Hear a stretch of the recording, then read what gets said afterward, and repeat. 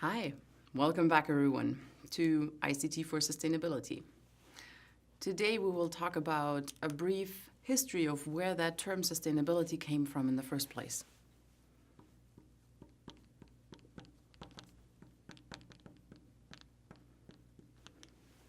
So we have two pretty early occurrences. First one of them was in Germany. Yep, that's where I'm from, but that's not why I'm citing it. So this was back in 1713 when we had the first occurrence in a published piece of paper with the term sustainable in there. And it was talking about sustainable forestry.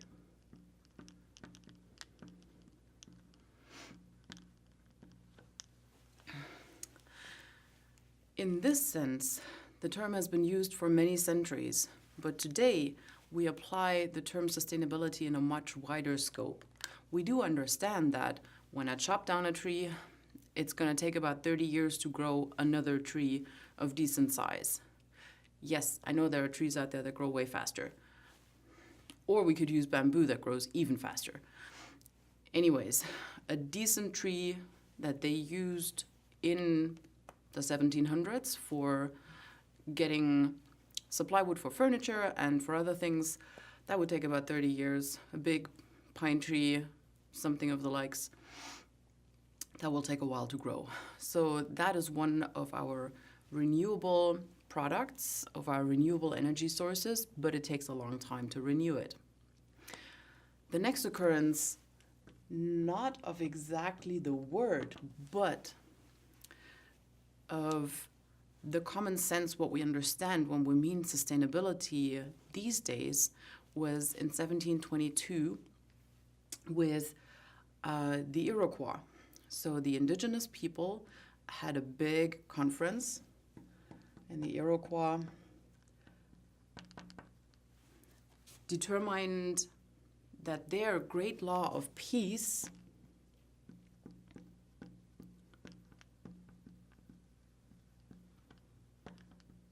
includes that whatever decision the chiefs take, they want to consider the impact of those decisions 7 generations down the line.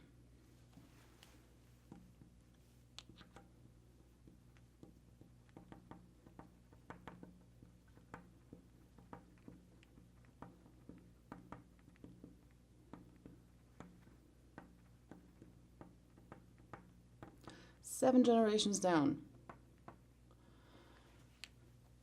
Think about that for a moment.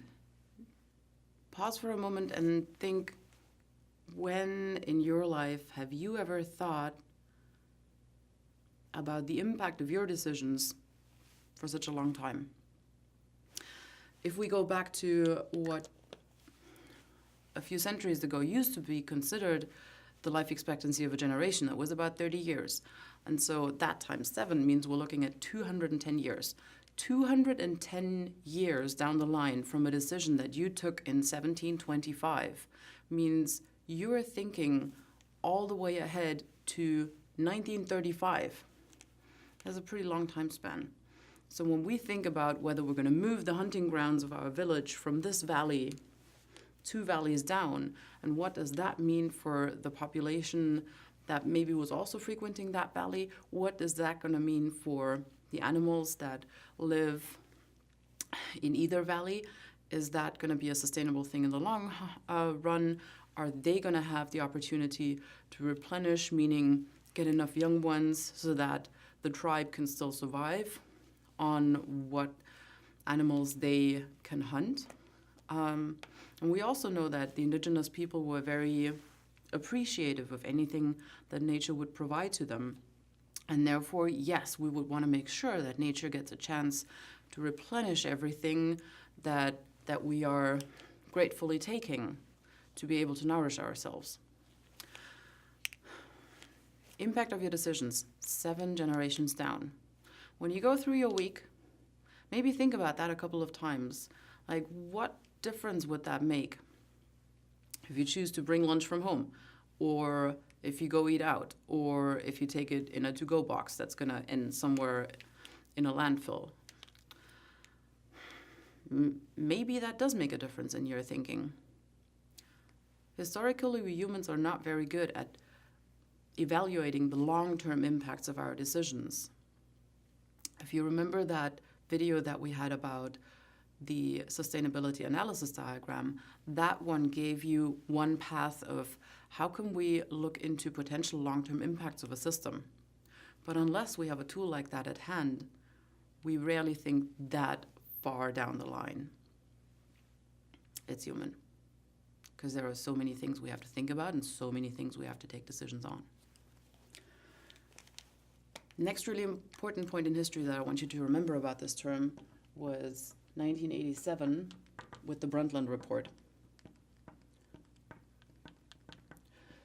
The Bruntland Report also had a proper long name. It was the report of the United Nations World Commission on the Environment and Development, and they brought in the first definition of sustainable development.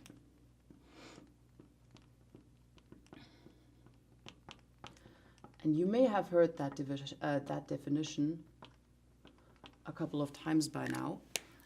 The definition says sustainable development is development that meets the needs of the present without diminishing the ability of future generations to meet their own needs.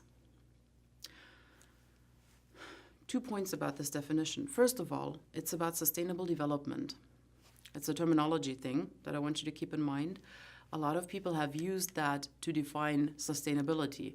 Now, mind you, there is a big difference in between sustainability and sustainable development, because if we just look at what the root of that word sustainability means, sostenere, to maintain, then that doesn't say anything about keeping the environment healthy or keeping an equal and just society or moving towards a more just society. It just says keep the function of a system without saying anything about the purpose of that system. Sustainable development clearly has that intention of balancing out 3 pillars of environment, society, and economy, as is written in the Bruntland Report. By the way, the Bruntland Report has this little nickname because the chair of that commission was Gro Harlem Brundtland, who was the Prime Minister of Norway at the time. So that's why a lot of people just refer to it as the Bruntland Report. The second point of criticism about this, so the first point is it's sometimes just used wrong. The second point, this definition has been critiqued quite a bit because it doesn't say how to do it. It says, we want you to take decisions such that future generations can meet their needs, but it doesn't tell us anything about how to do that. It doesn't say that we need to preserve the environment for enabling that. It doesn't give us any guidance on how those decisions shall be taken. We just have these 3 pillars. And the 3 pillars in the report are shown as interleaving circles. So we have the economic pillar, the environmental one, and the society. And there was criticism about that figure as well, because the report says, well, this in the middle here is sustainability, where all of those 3 overlap. And the criticism of this illustration is if we say, well, we need a working environment first to even be able to live on this planet, and then we need a working society inside of that healthy environment to even be able to have any kind of economy, let alone a sustainable one. So there are these 2 illustrations of a similar idea, and they just emphasize different aspects. So this one says make sure that those 3 are in balance, and this one says, well, you can't even have that one without already having the other one in place. And depending on which point you're trying to make, one or the other illustration may be more helpful for that. In terms of sustainable development, there is one last thing that I would like you to keep in mind, and that was in 2005. If you think back to the 2000s, we had the Millennium Goals. And after the Millennium Goals that wanted to eradicate extreme poverty on this planet, we broadened this in 2005 to the Sustainable Development Goals.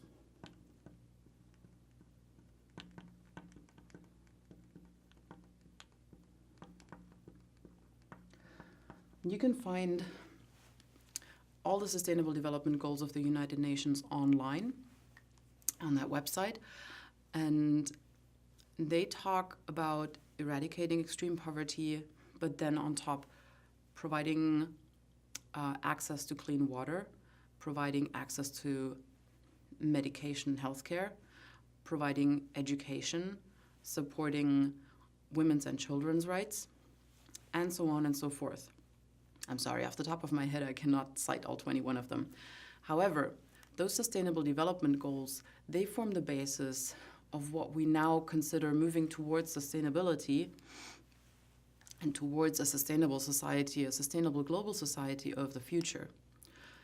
Now, we know there are benefits and drawbacks from having a global society. On one hand, the global society has enabled us to ship goods all across the planet, and then what happens because of that is that sometimes wages get taken advantage of. People in countries where they have lower wages get to do the work, and then that gets shipped across the planet to places where people work for higher wages, but also have a higher standard of living and more benefits. And the workers over there, they may be happy to have some work, but also they might be underpaid, and they may not have great working conditions.